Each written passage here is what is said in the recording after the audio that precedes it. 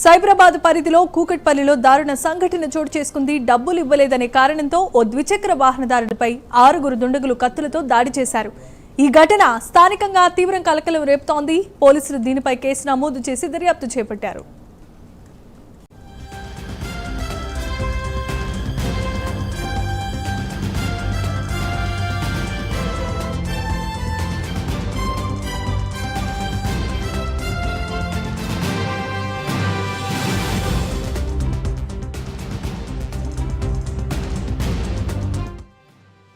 KPHB police station పరిధి 4వ phase ప్రాంతంలో ఈ ఘటన జరిగింది.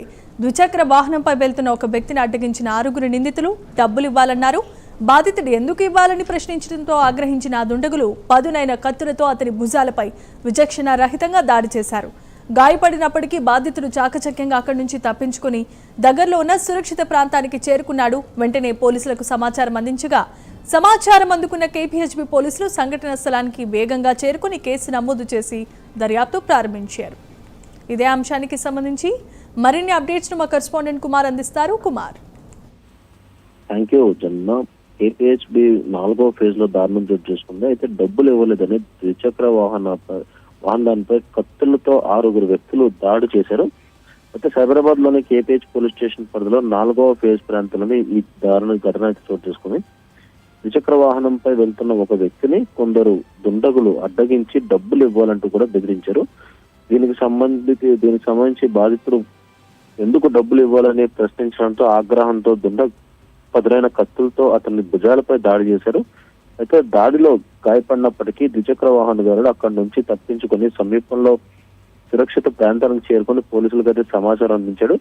సమాచారం అందుకున్న కేపీహెచ్బీ పోలీసులు వెంటనే ఘటనా స్థలానికి చేరుకుని కేసు నమోదు చేసి దర్యాప్తు చేపట్టారు. అయితే వేగంగా స్పందించిన పోలీసులు ఘటనకు సంబంధించి 6 నిందితులు అదుపులోకి తీసుకున్నట్లయితే తెలుస్తుంది. ఘటనకు గల పూర్తి కారణాలు, నిందితుల వివరాలు కూడా పోలీసులు కోసం అన్ని కూడా పరిశీలిస్తున్నారు. అయితే ఈ ఘటన స్థానికంగా కలకలం రేపింది.